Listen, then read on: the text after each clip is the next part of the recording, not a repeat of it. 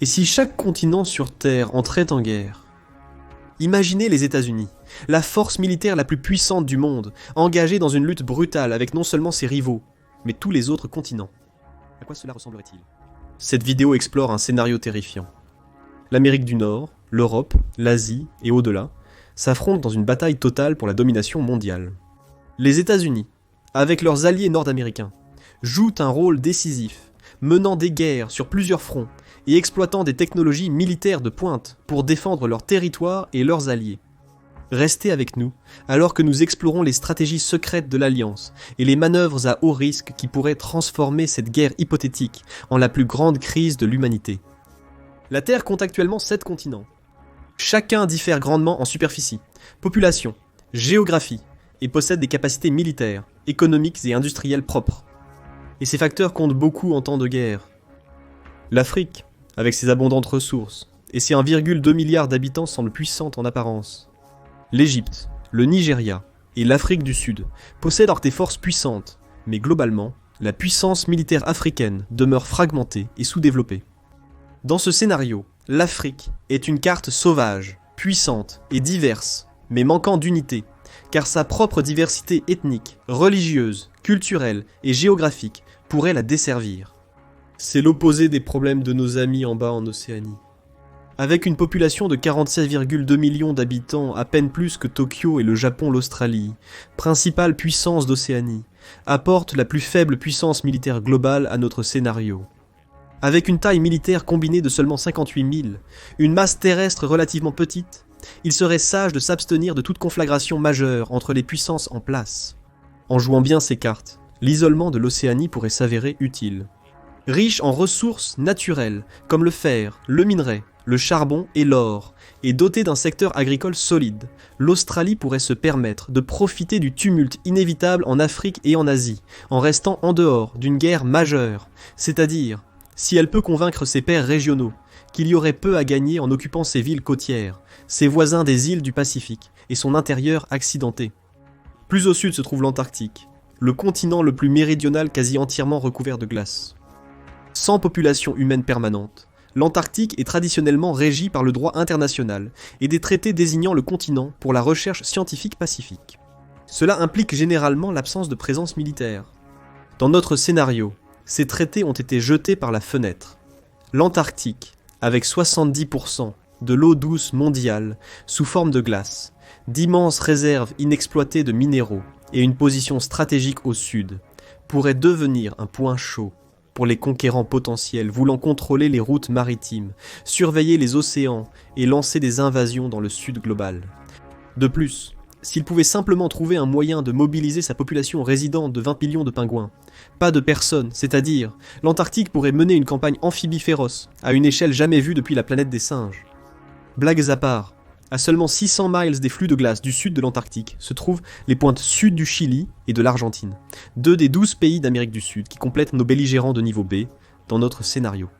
Les pays d'Amérique du Sud ont des capacités militaires modérées, avec le Brésil et la Colombie, ayant les forces les plus significatives avec respectivement 360 000 et 295 000 soldats. L'Amérique du Sud, relativement paisible ces dernières décennies, a souvent projeté sa puissance militaire à l'intérieur, réprimant la violence des gangs et la dissidence politique, protégeant ses côtes, ses réserves pétrolières offshore et menant des opérations de secours lors de catastrophes. Ainsi, bien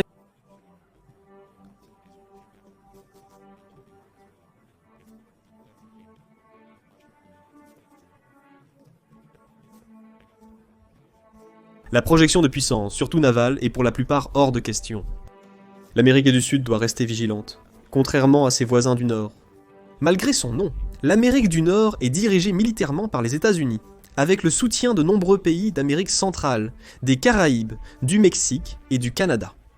Avec une population de 579 millions, l'essentiel de son armée d'1,7 million de soldats provient des États-Unis, avec un apport important de main-d'œuvre du Mexique.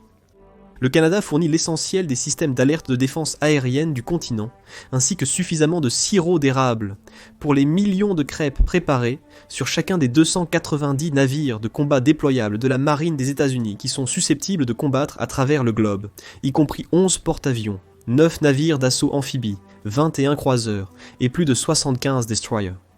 Il y a aussi une flotte de sous-marins nucléaires qui, dans notre scénario, transportent seulement des missiles de croisière conventionnels et des missiles balistiques intercontinentaux. Les États-Unis sont eux-mêmes une puissance économique, avec l'armée la plus puissante du monde.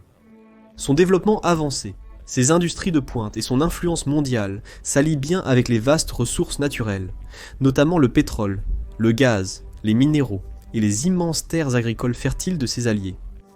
Le facteur limitant sera la volonté du peuple de lutter. En tant que série de républiques démocratiques, la capacité de l'Amérique du Nord à mener des guerres prolongées dépend entièrement de la volonté de leur peuple de commencer la guerre. Avec assez de pertes, la pression pour quitter une zone de conflit s'intensifiera. Heureusement, l'Amérique du Nord est isolée par deux vastes douves, les océans Atlantique et Pacifique, qui lui donnent amplement le temps et l'espace pour défier tout conquérant potentiel. Protégée par le parapluie de la puissance militaire américaine, l'Europe est enfin seule dans ce nouveau monde courageux. Avec une population combinée de 600 millions de personnes, elle continue de bénéficier de la structure et des avantages de l'alliance de l'organisation du traité de l'Atlantique Nord qui lie militairement son patchwork diversifié de nations. L'Europe compte parmi les plus grandes économies mondiales, dont l'Allemagne, la France et le Royaume-Uni, anciennes superpuissances. L'Union européenne est son principal bloc économique, avec le troisième plus grand produit intérieur brut combiné mondial. Bien qu'elle soit moins riche en ressources que d'autres continents, elle dispose de suffisamment de charbon et de produits agricoles pour ses besoins, et dépasse la capacité de fabrication de composants industriels et commerciaux de la plupart de ses pairs. Étant donné le temps de mobiliser sa population pour la guerre, chose qu'elle n'a pas eu à faire depuis plus de 8 décennies, l'Europe a prouvé par le passé sa capacité à mener des luttes longues, prolongées et mondiales. Dans notre scénario, comme dans l'Europe actuelle, la Russie est perçue comme un voisin avide de pouvoir, une sorte de paria qui pourrait être en Europe, mais qui n'en fait pas partie. Les deux ne s'entendent pas, et bien que 80% des Russes vivent techniquement sur le territoire européen, en raison de leur inclination à s'aligner, commercer et travailler avec des puissances asiatiques comme la Chine, la Corée du Nord et l'Inde, nous avons choisi de classer la Russie dans la catégorie continentale asiatique. Avec le soutien de la Chine et l'ajout de la Russie, ainsi que d'autres puissances pacifiques notables, cette alliance devient l'une des puissances continentales les plus redoutables dans notre scénario, étant déjà appuyée par l'une des plus grandes armées du monde. Il n'est pas difficile de comprendre pourquoi. Si nous pouvons nous résoudre à carrer le cercle et accepter l'idée que ce bloc combinerait les capacités de la Chine, de la Russie, de l'Inde, du Japon, des Philippines et d'autres pays asiatiques traditionnellement hostiles les uns aux autres, l'armée combinée serait facilement la plus grande du monde. Avec plus de 2 millions de personnels actifs en provenance de Chine et 1 400 000 de l'Inde, les forces terrestres seraient vastes, très organisées et capables d'attirer un nombre massif de troupes à travers plusieurs théâtres. L'expérience russe de la guerre mécanisée et celle de l'Inde en montagne et dans le désert forment une force terrestre redoutable. La force aérienne de cette armée combinée serait presque inégalée en termes d'ampleur et de sophistication technologique, incorporant les dernières capacités aérospatiales en rapide progression de la Chine, les capacités de missiles et de guerre électronique du Japon, et la meilleure base de fabrication au monde pour produire une flotte apparemment illimitée de drones et d'avions pour maintenir la domination dans les airs. La composante navale, fusionnant la marine de haute mer de la Chine, la flotte sous-marine russe et les bases de destroyers et de construction navale avancées du Japon, serait également une puissance mondiale. Avec un potentiel de fabrication inégalé, un écosystème éprouvé de coopération militaire et des systèmes militaires avancés et interopérables, l'Asie domine en termes de taille, de population et de masse terrestre et serait un excellent candidat pour gagner une courte guerre mondiale. Le problème devient alors politique. Les puissances asiatiques peuvent-elles surmonter les égos de leurs dirigeants autoritaires et unir leurs objectifs militaires et politiques sur le long terme ? Les intérêts particularistes prendront-ils le dessus, menant à des conflits entre eux ? Examinons comment les dominos pourraient tomber dans cette bataille royale continentale. Alors que le rideau se lève à travers le monde, les trois grandes puissances se préparent à préparer leur société à la guerre, à augmenter leur production militaire et à observer leurs principaux rivaux. Les États-Unis savent que ses alliés continentaux lui confèrent des avantages spéciaux dans l'hémisphère occidental. Cependant, sans alliés à l'étranger, il lui manque les droits de base, les privilèges de survol et les canaux diplomatiques pour projeter le pouvoir et suivre de près les développements dans l'hémisphère oriental. L'Europe est consciente des dangers d'une guerre terrestre en Asie. Les principaux acteurs du pouvoir en Asie veulent réviser les territoires, mais peinent à s'accorder sur les modalités. La Russie tente de persuader la Chine et l'Inde d'attaquer l'Europe pendant que l'occasion est propice. Son argumentaire envers les Indiens implique une revanche astucieuse contre leurs seigneurs impériaux, mais même eux craignent le massacre pouvant découler d'un conflit eurasiatique plus large. Un match à mort entre l'Europe et l'Asie est, tout à fait justement, considéré des deux côtés comme une position suicidaire, sans vainqueur clair.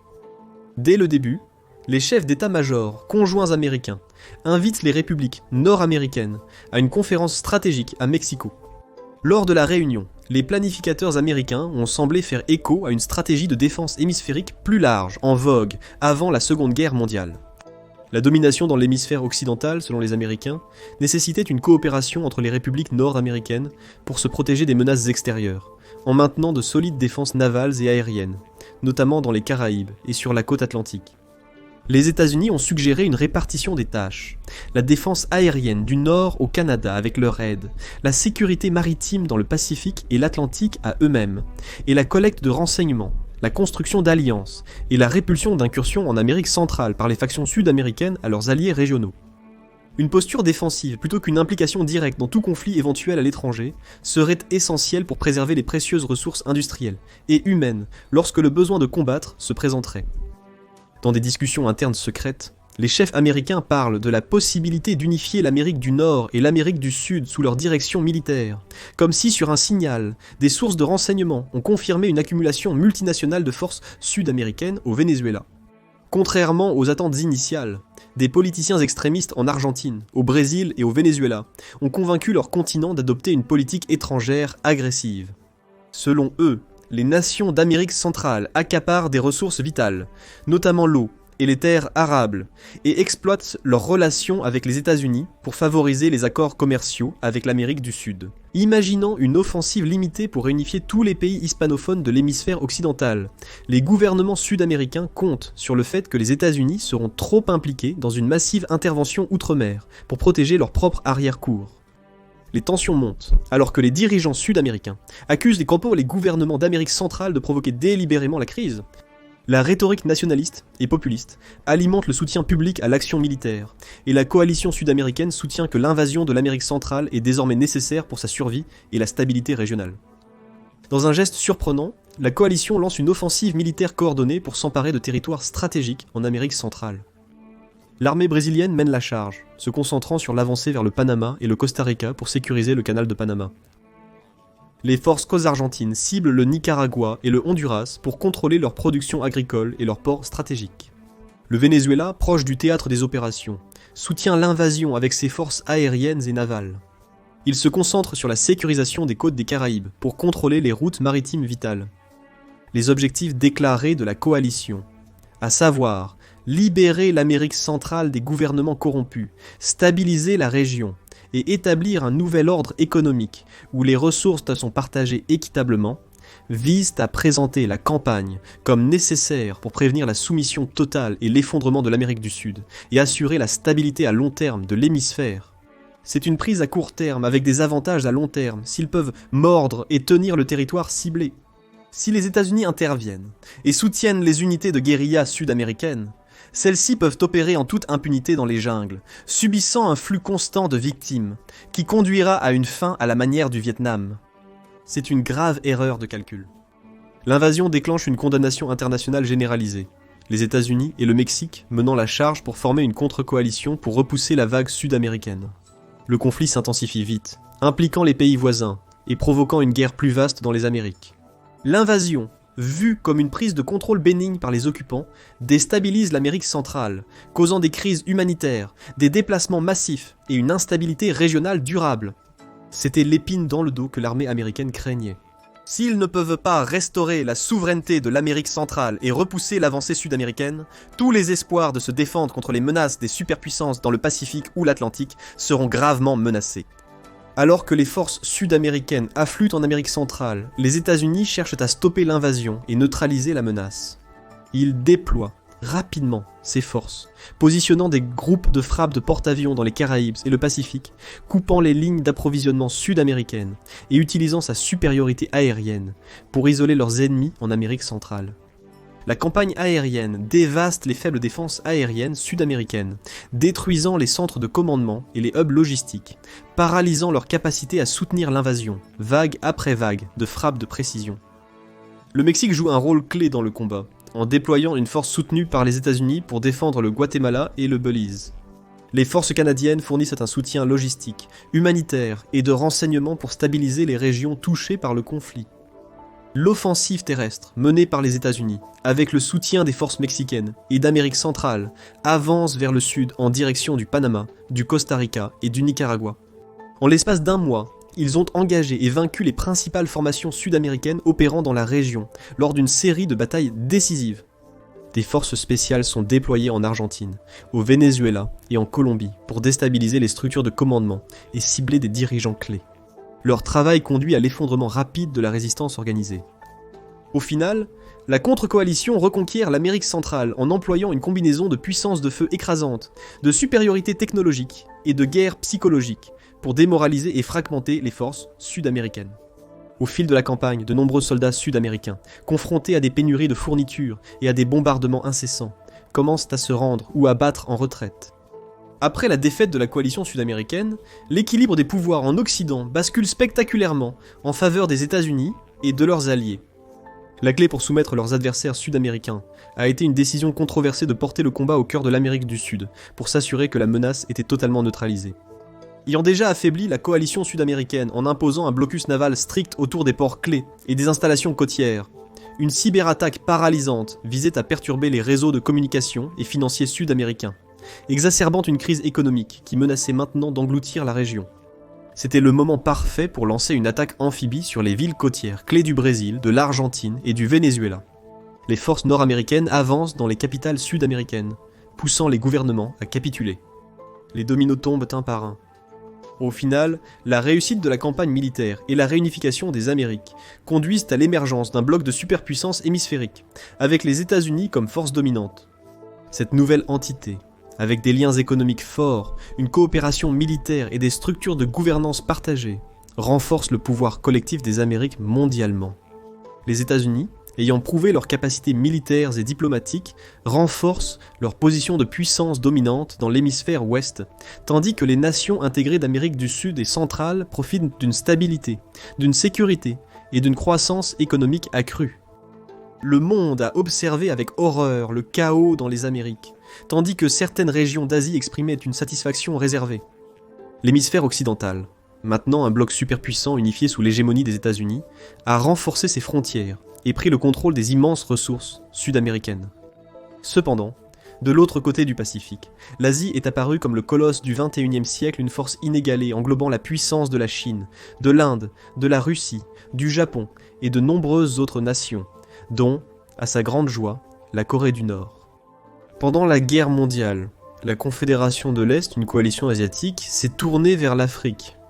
Le continent regorgeait de ressources vitales pour leurs machines de guerre, pétrole, métaux rares, uranium et nourriture. Grâce à ses liens économiques, politiques et militaires, avec de nombreux pays africains, dans le cadre de son initiative La Ceinture et la Route, la Chine a pris la tête de la planification militaire. Mais l'Afrique était plus qu'un simple trésor, c'était un tremplin stratégique pour une future invasion de l'Europe. Ils ont soutenu qu'en contrôlant l'Afrique, ils pourraient contrôler la Méditerranée, la porte d'entrée de l'Europe. Cela a évidemment séduit la Russie, désormais désireuse et déterminée à frapper l'organisation du traité de l'Atlantique Nord, avec le plein soutien matériel de ses nouveaux alliés enhardis. Le contrôle de l'Afrique donnerait un avantage décisif à la Confédération de l'Est. Mais l'Europe, réalisant qu'une avancée asiatique incontrôlée menacerait ses frontières, ne pouvait rester inactive. En réponse, l'organisation du traité de l'Atlantique Nord, dirigée par la puissance combinée de l'Union européenne et du Royaume-Uni, a décidé qu'il était dans leur intérêt d'intervenir. C'était la guerre froide devenue chaude. L'Europe, bien que fatiguée par la guerre et fracturée, commandait toujours une technologie avancée, des forces militaires redoutables et une profonde compréhension historique du conflit mondial.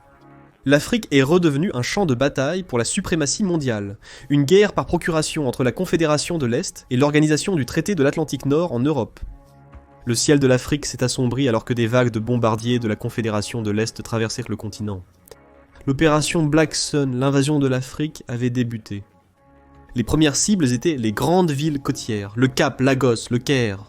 Ces centres urbains ont été frappés par des frappes de précision visant à paralyser leur infrastructure et à semer le chaos parmi la population civile. Simultanément, des pirates chinois, russes et indiens de la Confédération de l'Est ont lancé une cyberattaque massive, plongeant une grande partie de l'Afrique dans une panne numérique. Les communications, les réseaux électriques et les centres de commandement militaire ont été paralysés. Le continent, déjà fracturé par des années de disparités économiques de conflits, a été plongé dans le chaos.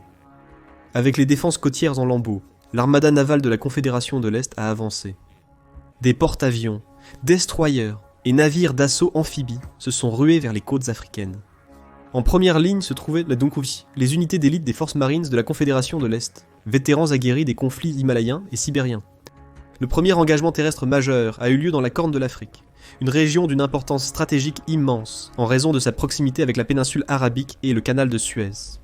La Confédération de l'Est avait déployé plus de 300 000 troupes, soutenues par 2500 chars de combat principaux, 3000 pièces d'artillerie et un vaste éventail de drones et d'unités de cyberguerre. Ces forces étaient composées de vétérans aguerris des Himalayas et de Sibérie, équipés d'armures avancées et de systèmes d'armes autonomes. Bien qu'initialement prise au dépourvu, l'Union africaine a opposé une résistance farouche. Les forces éthiopiennes, kenyanes et somaliennes, renforcées par des réserves mobilisées à travers le continent, se sont retranchées pour défendre leur patrie.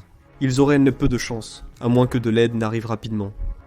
En réponse, l'organisation du traité de l'Atlantique Nord a mobilisé 200 000 soldats d'une force multinationale, incluant les divisions blindées britanniques, l'infanterie mécanisée allemande et la Légion étrangère française.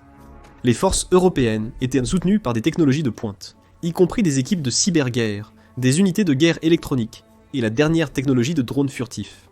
Des unités aériennes d'élite de France, du Royaume-Uni, d'Allemagne et d'Italie ont été rapidement déployées en Afrique. Les premiers affrontements majeurs ont eu lieu en Méditerranée, où les forces navales de l'EI, organisation du traité de l'Atlantique Nord, ont intercepté l'armada des confédérations de l'Est.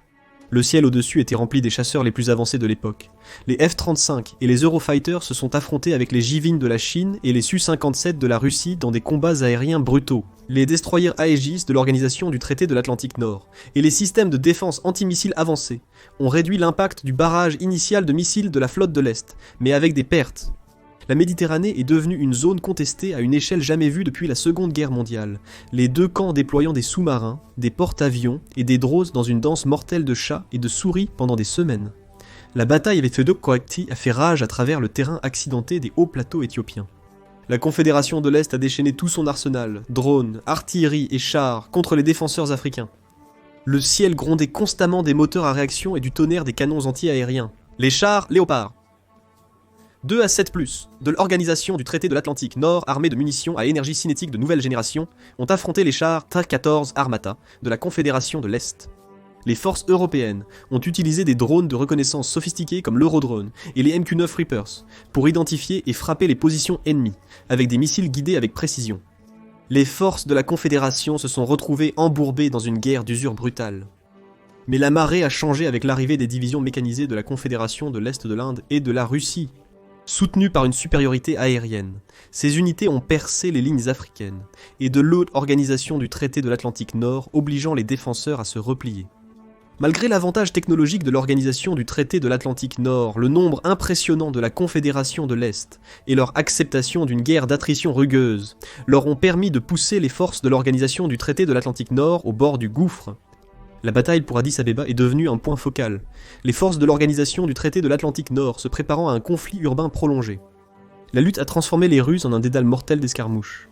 La Corne de l'Afrique est passée sous le contrôle de la Confédération, leur offrant une base cruciale sur le continent.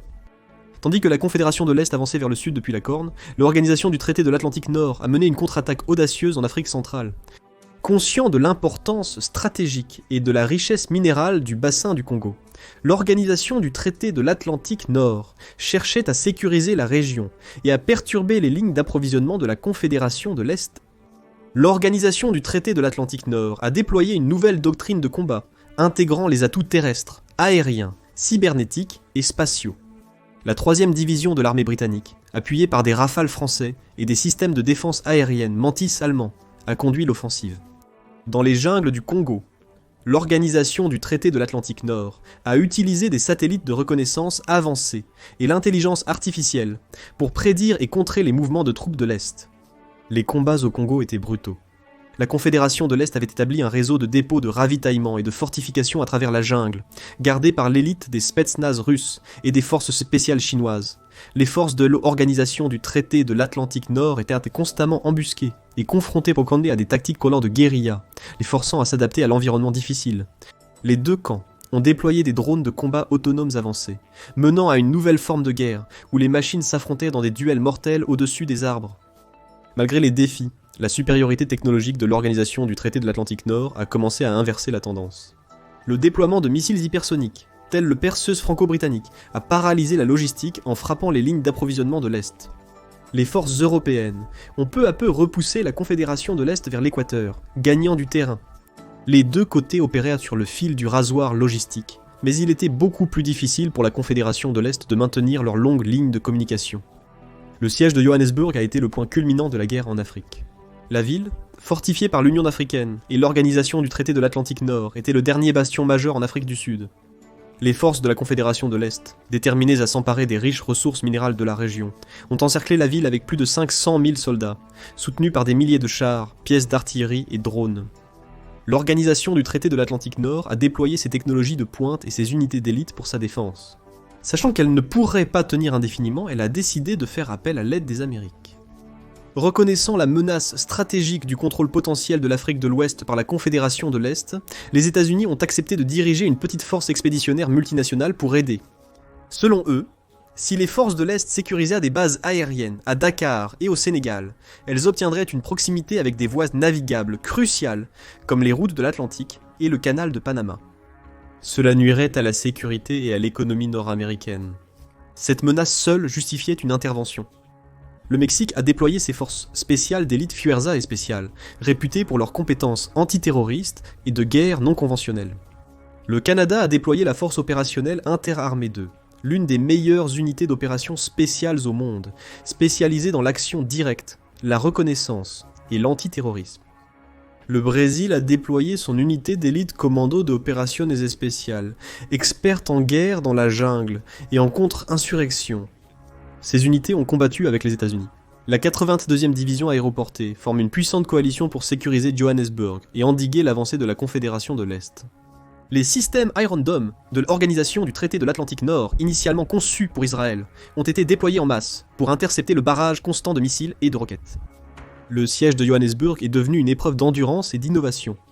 La Confédération de l'Est a déchaîné un essaim de drones kamikazes, tentant de submerger les défenses de l'organisation du traité de l'Atlantique Nord. L'organisation du traité de l'Atlantique Nord, dont les États-Unis, a déployé des armes à énergie dirigée en réponse. Système d'armes laser de la marine, laser weapon system et haute énergie laser de l'Allemagne, système laser à haute énergie, pour abattre les drones et les missiles entrants. À Johannesburg, les combats urbains ont atteint une intensité inédite. L'infanterie de l'organisation du traité de l'Atlantique Nord, équipée d'armures de puissance avancée et de casques de réalité augmentée, a combattu rue par rue, bâtiment par bâtiment. Les forces de la Confédération de l'Est ont tenté de percer les défenses de la ville. Les pertes des deux côtés se sont accumulées, avec plus de 50 000 soldats et civils tués lors du premier mois de combat. Le siège s'est poursuivi plusieurs mois sans vainqueur évident. Les deux côtés ont envoyé des renforts, transformant Johannesburg en un creuset de la guerre moderne. Le sort de la ville était en jeu, un microcosme de la lutte plus large pour le contrôle de l'Afrique. Alors que la guerre en Afrique se poursuivait, il est devenu évident que ni l'organisation du traité de l'Atlantique Nord, ni la Confédération de l'Est ne pouvaient remporter une victoire rapide. Le continent est devenu un bourbier, drainant des ressources et des vies à une échelle sans précédent. Malgré des difficultés initiales, l'Union africaine a reconstitué une partie de ses forces et s'est engagée dans la guérilla, compliquant le conflit. La supériorité aérienne de l'organisation du traité de l'Atlantique Nord, avec des bombardiers furtifs comme le B-20 et un Raider, leur a permis de frapper en profondeur dans les territoires de l'Est. Cependant, les unités de cyberguerre de la Confédération de l'Est, parmi les meilleures au monde, ont mené des attaques dévastatrices sur l'infrastructure de commandement et de contrôle de l'organisation du traité de l'Atlantique Nord, perturbant ses opérations et communications. Les deux camps ont fait face à d'importants défis logistiques. La Confédération de l'Est a eu du mal à maintenir ses lignes d'approvisionnement, à travers l'immensité de l'Afrique, tandis que l'organisation du traité de l'Atlantique Nord a dû affronter les défis d'opérer loin de l'Europe.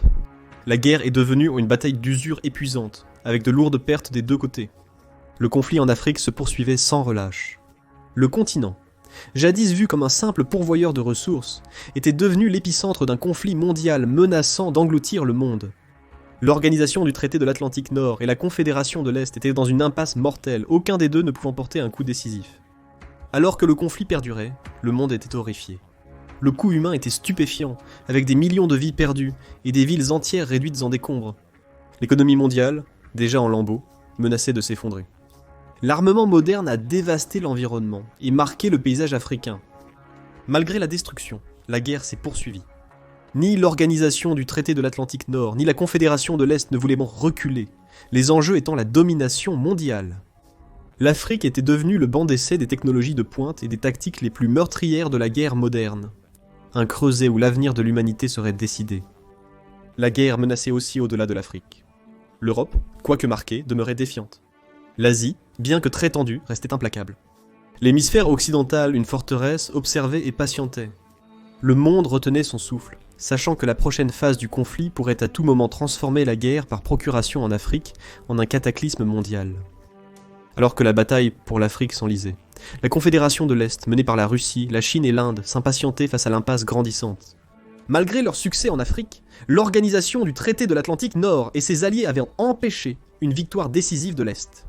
La Russie, toujours la grande stratège, a proposé un nouveau plan audacieux pour briser l'impasse, ouvrir un second front en Europe, convainquant la Chine, l'Inde et une multitude de petites puissances régionales, y compris une république turque dissidente, de se joindre à l'effort. Les puissances de l'Est ont élaboré un plan pour pousser l'Ouest à retirer leurs forces d'Afrique en menaçant leur propre patrie. Mais ils avaient besoin de plus que de la puissance militaire pour y parvenir. Ils cherchaient une force pour semer la peur et le chaos en Europe. Entrée dans l'insurrection arabe, une coalition de groupes militants qui avaient pris le contrôle de grandes villes en Irak, en Syrie et en Libye. Alliés à l'Asie, ils avaient déjà prouvé leur férocité en menant une occupation brutale des régions du Sahel et du Sahara, transformant ces vastes déserts en bastions de résistance et de terreur. La Russie et la Chine, reconnaissant le potentiel perturbateur de l'insurrection, ont conclu un accord avec la coalition arabe. En échange du contrôle total du Sahara, les insurgés mèneraient l'assaut sur l'Europe. Présentant l'invasion comme une guerre existentielle et idéologique, un choc des civilisations entre le monde islamique et l'Occident, la coalition arabe a accepté de servir d'avant-garde à l'invasion eurasienne. Avec le soutien des superpuissances russes et chinoises, ils se préparaient à lancer une campagne qui ferait écho aux grandes invasions de l'histoire, un mastodonte moderne visant le cœur de l'Europe. L'invasion de l'Europe a commencé par une attaque massive et coordonnée sur le flanc sud du continent. La coalition arabe, lourdement armée, a lancé des attaques simultanées sur la côte méditerranéenne, ciblant des villes clés en Italie, en Grèce et dans les Balkans. Les insurgés, aguerris par leurs campagnes au Moyen-Orient et en Afrique du Nord, ont utilisé un mélange de guerres conventionnelles et non conventionnelles. Des milliers de petits bateaux d'attaque rapides ont submergé les défenses navales européennes en Méditerranée, les submergeant par leur nombre. Pendant ce temps, des vagues de drones, dont beaucoup fournis par la Chine et équipés de systèmes de ciblage IA avancés, ont déversé des frappes de précision sur les installations militaires européennes et les infrastructures de critique. Dans les cieux, les chasseurs Sukhoi et MiG russes, pilotés par la coalition arabe, ont engagé le combat avec les jets de l'organisation du traité de l'Atlantique Nord, marquant le début du second front. Au sol, la coalition arabe a utilisé une stratégie hybride d'insurrection et d'assaut direct. Des unités de forces spéciales ont infiltré des villes européennes, effectuant des missions de sabotage et des assassinats pour semer le chaos et la peur. En même temps, de grandes colonnes mécanisées, équipées de chars chinois et d'artillerie russe, ont traversé les Balkans, avançant vers le cœur de l'Europe. Les défenses européennes, déjà tendues en raison du conflit en cours en Afrique, ont eu du mal à contenir l'assaut. La Méditerranée est redevenue un champ de bataille stratégique. Les forces navales de l'organisation du traité de l'Atlantique Nord, désormais renforcées par 2 groupes de frappe de porte-avions des États-Unis, ont tenté de freiner l'avancée de la coalition arabe. Cependant, la férocité de l'assaut les a surpris. Des essaims de bateaux, lance-missiles, de sous-marins drones et de navires d'attaque rapide, beaucoup déguisés en navires civils, ont submergé le blocus naval de l'organisation du traité de l'Atlantique Nord. Des débarquements amphibies, en Italie du Sud et en Grèce, ont initié une guerre terrestre brutale. La coalition arabe, motivée par le zèle religieux et équipée d'armes modernes, a combattu avec une intensité qui a choqué les défenseurs européens. Des villes comme Athènes, Naples et Rome se sont retrouvées assiégées, alors que les forces arabes avançaient à l'intérieur des terres, capturant des ports et des aérodromes critiques. En réponse, l'organisation du traité de l'Atlantique Nord a rapidement renforcé ses défenses du Sud. Les armées européennes, dont des unités d'élite de la Bundeswehr allemande et de la Légion étrangère française, ont été redéployées d'Afrique pour défendre leur pays. Les États-Unis ont déployé des renforts, dont la 101e division aéroportée et les unités expéditionnaires des Marines pour consolider les défenses chancelantes. Mais l'ampleur de l'invasion et la rapidité de l'avancée de la coalition arabe ont laissé l'Europe sous le choc. La coalition arabe, solidement ancrée dans le sud de l'Europe, a déclaré l'invasion comme une guerre idéologique contre la décadence et l'impérialisme occidentaux. Des émissions de propagande diffusées depuis les villes capturées et les émetteurs mobiles, appelant à un soulèvement parmi les populations musulmanes d'Europe, les incitant à rejoindre le combat contre les infidèles. Ce récit, combiné à l'efficacité brutale de l'invasion, a envoyé des ondes de choc à travers le continent.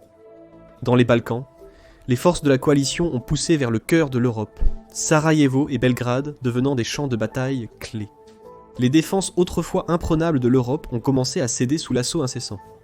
Des conseillers russes et chinois, intégrés à la coalition arabe, ont coordonné les attaques, garantissant que chaque victoire était rapidement suivie d'une autre. En Afrique du Nord, la situation est devenue encore plus désespérée pour l'organisation du traité de l'Atlantique Nord. Le contrôle du Sahel et du Sahara par l'insurrection arabe leur a permis de lancer des raids dans les territoires de l'organisation du traité de l'Atlantique Nord, perturbant les approvisionnements et semant le chaos. Les forces françaises et britanniques, déjà étirées, se sont retrouvées à mener une guerre sur 2 fronts, défendant leur patrie en Europe et tenant la ligne en Afrique. Le point culminant de l'invasion fut le siège de Vienne, ville qui avait déjà été 2 fois la porte d'entrée de l'Europe. La coalition arabe, maintenant gonflée de renforts et de fournitures de leurs nouveaux alliés eurasiens, a encerclé la ville, lançant une attaque massive visant à briser la volonté des défenseurs européens. Les défenseurs de Vienne, composés de forces autrichiennes, allemandes et autres de l'organisation du traité de l'Atlantique Nord, ont fait preuve d'un courage désespéré au combat. Les anciennes fortifications de la ville ont été renforcées par des défenses modernes, y compris des systèmes anti-aériens, de l'artillerie et de l'infanterie retranchée. Mais les forces de la coalition, motivées à la fois par l'idéologie et la promesse de victoire, ont continué sans relâche. Des bombardiers russes et chinois, basés au Sahara et au Moyen-Orient, ont pilonné les défenses de Vienne depuis le ciel au-dessus de la ville.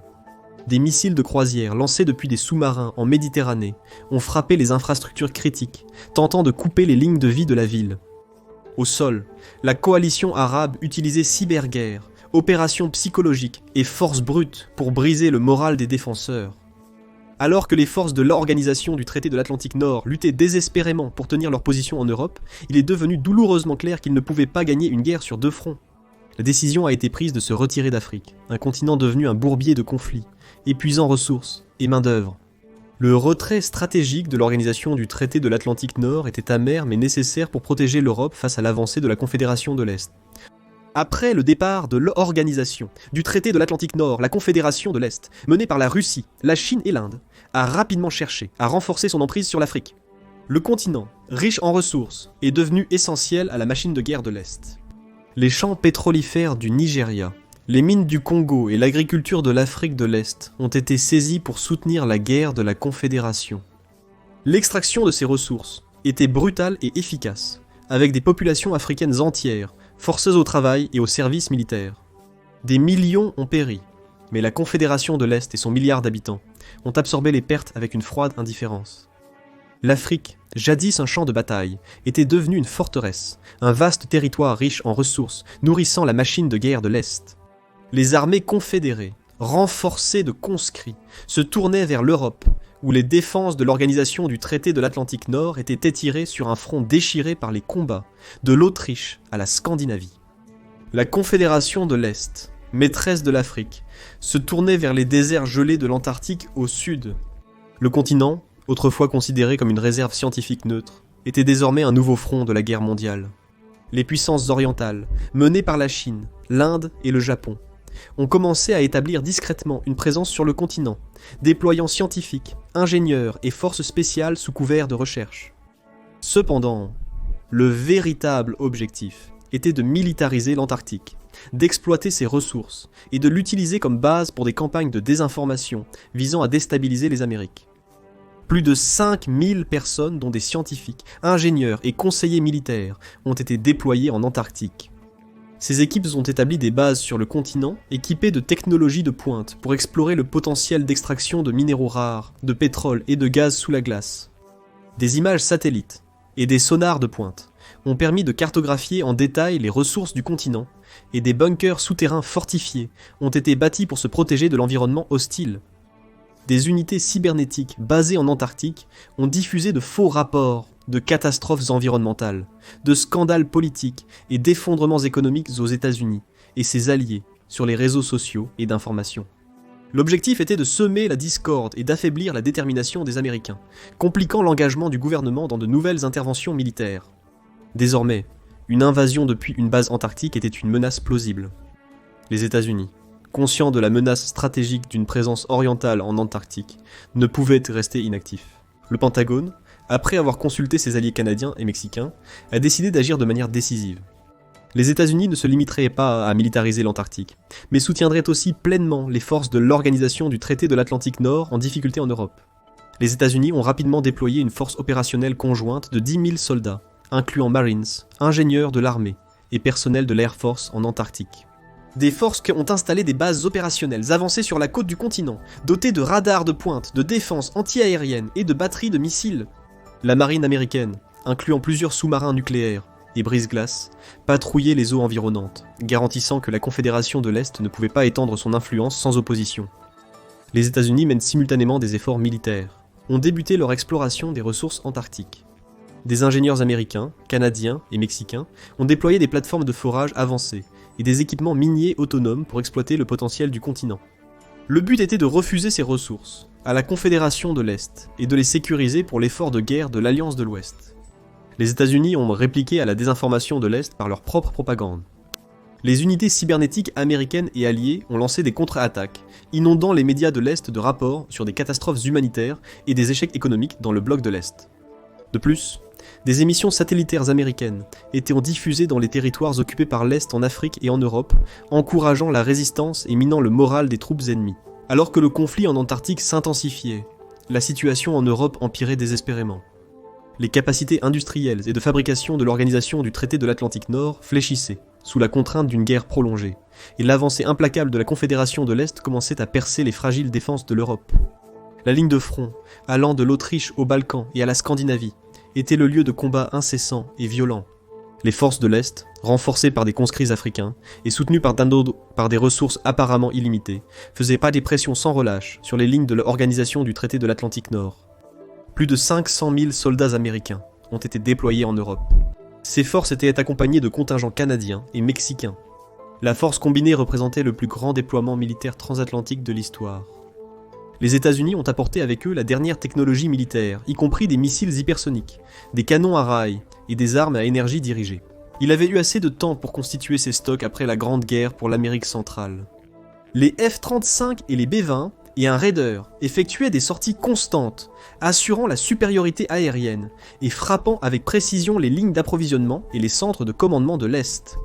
Les groupes de frappe de porte-avions américains, en Méditerranée et en mer du Nord, ont mené des frappes aériennes continues en soutien aux opérations terrestres. Pour soutenir l'énorme effort de guerre, les États-Unis et ses alliés ont mis en place un réseau complexe de chaînes d'approvisionnement transatlantique.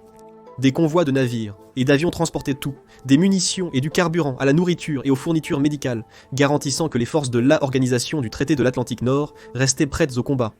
S'inspirant de la Seconde Guerre mondiale, des centres logistiques avancés ont été rétablis en Islande, au Royaume-Uni et aux Açores pour faciliter le réapprovisionnement et le renforcement rapide. Reconnaissant l'importance de la domination de l'information, les États-Unis ont déployé des unités cybernétiques spécialisées pour perturber les systèmes de communication et de commandement de l'Est. Ces unités ont mené des cyberattaques coordonnées contre les satellites, radars et réseaux de champs de bataille de l'Est, réduisant la capacité de l'ennemi à coordonner des opérations majeures. L'arrivée des renforts américains a fait basculer le cours de la bataille en Europe. Le front de l'Organisation du Traité de l'Atlantique Nord, autrefois au bord de l'effondrement, résistait désormais fermement à l'assaut de l'Est. En Autriche, les divisions blindées américaines, avec l'appui de frappes aériennes précises, ont contre-attaqué les forces de l'Est, reprenant des positions clés et stabilisant le front. En Scandinavie, les forces spéciales canadiennes, mexicaines, brésiliennes et colombiennes ont mené des raids audacieux derrière les lignes ennemies, perturbant le ravitaillement et sabotant les infrastructures clés. Ces opérations combinés à la pression constante des forces américaines et de l'organisation du traité de l'Atlantique Nord, ont commencé à épuiser les ressources de la Confédération de l'Est. Vienne, autrefois assiégée et presque perdue, est devenue un symbole de la résilience de l'organisation du traité de l'Atlantique Nord. Les forces américaines et leurs alliés européens ont lancé une contre-offensive massive pour briser le siège. Des systèmes d'artillerie avancés, dont les obusiers XM 1299 de l'armée américaine, ont dévasté les positions orientales retranchées. Les troupes au sol, aidées par des drones et un appui aérien, repoussaient l'ennemi. Malgré de lourds dégâts, la ville a été libérée, forçant les forces de l'Est à battre en retraite. Alors que le conflit s'étendait aux régions polaires, les forces de l'Organisation du traité de l'Atlantique Nord ont lancé une série d'opérations pour sécuriser l'Arctique et l'Europe du Nord. La marine américaine, en coordination avec les forces canadiennes et scandinaves, a mené des assauts amphibies en Norvège et au Groenland, perturbant la projection de puissances ennemies dans l'Arctique. Ce front est devenu un théâtre critique, car le contrôle de l'Arctique déterminerait l'accès à des routes maritimes et des ressources clés. Dans un mouvement audacieux, les forces de l'Organisation du traité de l'Atlantique Nord ont lancé une contre-offensive en Russie même, visant la ville clé de Saint-Pétersbourg. L'opération Tonnerre du Nord avait pour but de contraindre la Confédération de l'Est à redéployer des ressources du front européen, allégeant la pression sur les troupes de l'Organisation du traité de l'Atlantique Nord. Le siège, bien que contesté, a été un tournant dans la guerre, démontrant la capacité de l'Organisation du traité de l'Atlantique Nord à frapper en profondeur le territoire ennemi. Alors que la guerre en Europe s'intensifiait, la lutte pour l'Antarctique est devenue un enjeu majeur pour le contrôle des ressources inexploitées du continent. Les États-Unis et leurs alliés, résolus à empêcher la Confédération de l'Est de s'implanter dans l'hémisphère sud, ont accru leur présence militaire sur le continent. Les conditions extrêmes de l'Antarctique ont testé les limites de l'endurance humaine et de l'innovation technologique. Les deux parties ont déployé des équipements adaptés au froid, des drones autonomes et des véhicules avancés fonctionnant à des températures négatives. Les escarmouches, sur des lieux stratégiques tels que les vallées sèches de McMurdo et la péninsule antarctique, sont devenues monnaie courante, chaque partie cherchant à prendre le contrôle des stations de recherche critiques et des gisements de ressources naturelles. La présence de sous-marins nucléaires dans l'océan austral a intensifié les tensions du conflit. Les États-Unis et la Confédération de l'Est comprenaient bien que le contrôle de l'Antarctique pourrait changer l'équilibre des pouvoirs. Contrôler ces vastes réserves d'eau douce pourrait faire la différence en cas de catastrophe climatique future, sans parler de la capacité à projeter le pouvoir à travers l'hémisphère sud. Le conflit mondial, qui implique désormais presque toutes les grandes puissances sur plusieurs continents, a atteint un point critique. Les États-Unis et leurs alliés avaient réussi à endiguer l'avancée de la Confédération de l'Est, mais à un coût stupéfiant. L'Europe demeurait un champ de bataille ravagé par la guerre, et le conflit pour l'Antarctique risquait d'entraîner une nouvelle phase encore plus périlleuse du conflit. Alors que le monde était au bord du gouffre, la question demeurait, l'alliance occidentale, soutenue par la puissance militaire et la détermination des États-Unis, pourrait-elle renverser la vapeur face à un ennemi semblant invincible ? Alors que la Confédération de l'Est consolidait son contrôle sur l'Afrique et poussait son avantage en Europe, la cohésion initiale de cette vaste alliance commençait à se défaire sous le poids des ambitions conflictuelles et des griefs non résolus. Les puissances de l'Est, ayant des visions divergentes de la domination post-guerre, étaient de plus en plus en désaccord. La Chine, ayant fourni l'essentiel de la stratégie militaire et des ressources pour la conquête de l'Afrique et de l'Indo-Pacifique, cherchait à établir une hégémonie durable sur ces régions. La direction de Pékin était déterminée à utiliser leur nouveau contrôle pour obtenir des avantages économiques et stratégiques exclusifs, cherchant effectivement à redessiner les cartes du pouvoir mondial en leur faveur. Cependant, la Russie avait ses propres ambitions. Le Kremlin envisageait une expansion en Europe de l'Est, visant à réaffirmer son influence sur les anciens territoires soviétiques et à créer une zone tampon contre une éventuelle résurgence occidentale. Les dirigeants de Moscou étaient résolus à se tailler une sphère de contrôle qui s'étendait des pays baltes à la mer Noire. Déjà sur le point d'atteindre cet objectif, ils dépendaient de ses alliés pour concrétiser cette vision. La coalition pan-arabe, dirigée par d'anciens militants de l'État islamique en Irak et en Syrie, était fermement engagée dans sa guerre sainte et déterminée à conserver le territoire qu'elle avait saisi en Europe. Les dirigeants de la coalition, mus par un zèle idéologique, ont refusé de céder le contrôle de ces territoires, voyant leur gain comme essentiel à leur vision d'un nouvel ordre moyen-oriental. Pendant ce temps, la Corée du Nord fantasmait étrangement sur une attaque surprise des bases américaines à Hawaï. Isolée de son contexte historique et protégée par sa propre propagande, la direction de Pyongyang était largement inconsciente des réalités et des dangers d'une telle campagne, ayant sous-estimé les capacités militaires des États-Unis et leurs expériences passées dans le Pacifique. L'Inde, guidée par ses préoccupations stratégiques, visait à affirmer son contrôle sur les régions de la coalition panarabe jugées cruciales pour sa sécurité intérieure. Cela incluait le Pakistan et l'Afghanistan, des zones d'une grande importance historique et stratégique pour New Delhi, qui considérait le contrôle de ces régions comme essentiel pour maintenir la stabilité et l'influence régionale. Le manque de vision commune a exacerbé les tensions dans la Confédération de l'Est. Les dirigeants de la coalition, ne pouvant concilier leurs buts opposés, ont commencé à se diviser publiquement. Les efforts diplomatiques pour forger un consensus sont échoués alors que la Chine, la Russie et l'Inde poursuivaient leurs propres intérêts, nuisant à la cohésion de l'alliance. Les puissances européennes n'en croyaient pas leur chance. Les désaccords croissants ont exacerbé les conflits internes. En Afrique, des insurrections ont éclaté parmi les populations opprimées, provoquées par l'occupation brutale et la conscription forcée des forces de l'Est. Les mouvements de résistance ont pris de l'ampleur, déstabilisant la région et épuisant encore plus les ressources militaires de la Confédération de l'Est. En Europe de l'Est, les forces russes ont affronté une résistance grandissante des insurgés locaux et des contre-offensives de l'organisation du traité de l'Atlantique Nord. L'ambition du Kremlin de dominer la région a été sapée par l'agitation croissante et l'incapacité à maintenir le contrôle sur les territoires nouvellement acquis. Les forces occidentales, revigorées par de nouvelles ressources, ont commencé à repousser les lignes orientales affaiblies. La discorde interne de la Confédération de l'Est s'est intensifiée alors que l'emprise inébranlable de la coalition panarabe sur ces territoires a conduit à des engagements de plus en plus violents et prolongés. La coalition, précédemment perçue comme un outil d'expansion orientale, est devenue une entité incontrôlable en soi. Cela a mené à un conflit implacable et brutal sans issue claire dans les territoires de la coalition, désormais enlisés dans une guerre perpétuelle, épuisant ressources et attention des puissances orientales.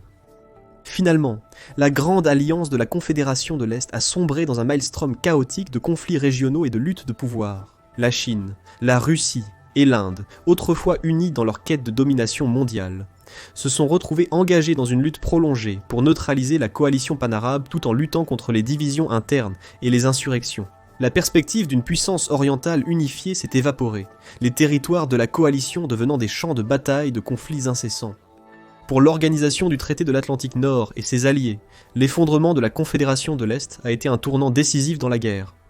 Avec les puissances orientales empêtrées dans un conflit civil et la coalition panarabe engagée dans une guerre d'usure sans fin, l'Alliance occidentale a saisi l'opportunité pour consolider son contrôle de l'Europe. Consolidant leur position, les forces de l'organisation du traité de l'Atlantique Nord ont progressivement réaffirmé leur domination sur le continent. Alors que le monde assistait à la désintégration de la Confédération de l'Est, la leçon du conflit est apparue clairement. La poursuite d'ambitions hégémoniques, avec une vision unifiée, et l'imposition de politiques d'occupation brutales, ont conduit à un dénouement inévitable de la Grande Alliance. L'équilibre mondial des pouvoirs avait changé. Mais les cicatrices de la guerre et les conflits en cours servirent de rappel frappant de la nature fragile des alliances internationales et du coût de l'ambition débridée. Malgré la lutte mondiale en cours, les décideurs politiques occidentaux ont déplacé leur attention de la Confédération orientale fracturée vers un nouveau front stratégique, l'Indo-Pacifique. La décision de sécuriser des bases en Australie vise à établir un point d'appui solide dans la région, en prévision d'une éventuelle résurgence de la puissance orientale. Cependant, l'Australie, après avoir été témoin des ravages en Afrique et en Europe, était réticente à l'idée de devenir le prochain champ de bataille. Le gouvernement australien, désireux d'éviter d'autres effusions de sang, a opté pour une stratégie surprenante, une insurrection à l'échelle nationale contre toute force étrangère tentant d'établir des bases sur leur sol. La grande résistance australienne est devenue un spectacle de guérilla et de tactiques non conventionnelles. Les Australiens armés de tout, des frondes faites maison aux missiles hypersoniques avancés tirés de leurs howitzers de didgeridoo de pointe, se sont engagés dans une série de batailles imaginatives et hautement non orthodoxes. Grâce à leur connaissance approfondie du terrain, ils ont tendu des pièges, lancé des attaques surprises et exécuté d'astucieuses manœuvres de guérilla. L'arrière-pays australien, autrefois vu comme un désert inhabitable, est devenu un réseau de bunkers camouflés et de tunnels secrets. Les locaux ont utilisé leur environnement de manière créative, transformant les enclos de kangourous en défense et lâchant les dingos pour perturber les lignes ennemies. Dans un épisode mémorable, un ingénieur australien a créé des catapultes géantes pour lancer d'énormes rochers sur les envahisseurs, semant le chaos et la confusion. L'insurrection est vite devenue un phénomène médiatique, l'ingéniosité et la résilience australienne captivant le monde. L'effet. Aussi, avec ses vidéos virales d'embuscades assistées par des kangourous et de pièges astucieux, est devenu le sujet de conversation mondiale sur les réseaux sociaux. Ces antiques, bien que perturbateurs, ont eu un impact profond sur les forces étrangères, essayant de s'établir en Australie. Face à une telle résistance énergique, l'Europe et l'Amérique du Nord ont trouvé leurs efforts pour sécuriser les bases australiennes de plus en plus frustrants. Le conflit s'est transformé en une affaire prolongée, avec des impasses prolongées et peu de progrès. Le succès inattendu de l'insurrection australienne a repoussé les forces étrangères, a contraint les puissances occidentales à reconsidérer leur stratégie. En fin de compte, la situation en Australie a trouvé une issue singulière mais habituelle. Face à l'augmentation des victimes, à la diminution des ressources et à la désillusion croissante du public envers le conflit sans fin, les puissances occidentales ont décidé de négocier un accord de paix avec l'Australie. Les conditions étaient atypiques mais simples. L'Australie conserverait sa souveraineté et éviterait de devenir une base stratégique pour les puissances étrangères, en échange d'un important paquet d'aides et d'une promesse de non-ingérence dans leurs affaires internes. La lutte pyrrhique avait atteint son ironique fin. Malgré une décennie de guerre et leurs importantes ressources militaires et économiques, les puissances occidentales ont vu leur sort changer brusquement, alors que la Confédération de l'Est s'effondrait, se révélant incapable de vaincre la résistance obstinée et innovante de l'Australie. Le dernier acte de ce drame mondial n'était pas une victoire totale, mais un respect réticent pour la ténacité et la créativité du peuple australien. Dans les retombées, le monde a regardé avec un mélange de soulagement et de perplexité. La quête de domination mondiale a laissé des cicatrices et des leçons. L'Est était en chaos après la fracture de la Confédération, tandis que l'Ouest avait obtenu une paix fragile. L'Australie est devenue, de manière inattendue, un symbole de résistance et de résilience. Le grand gagnant de ce grand théâtre absurde de conflit mondial n'était pas une seule nation ou un bloc, mais plutôt l'idée que même face à des obstacles insurmontables, l'ingéniosité et la détermination peuvent sculpter une victoire surprenante et durable. Le monde, maintenant meurtri, mais plus sage, a commencé le lent processus de récupération et de réconciliation, à jamais changé par l'épopée épique de proportions continentales. Allez maintenant voir chaque guerre en cours révélée, ou cliquez sur cette autre vidéo à la place.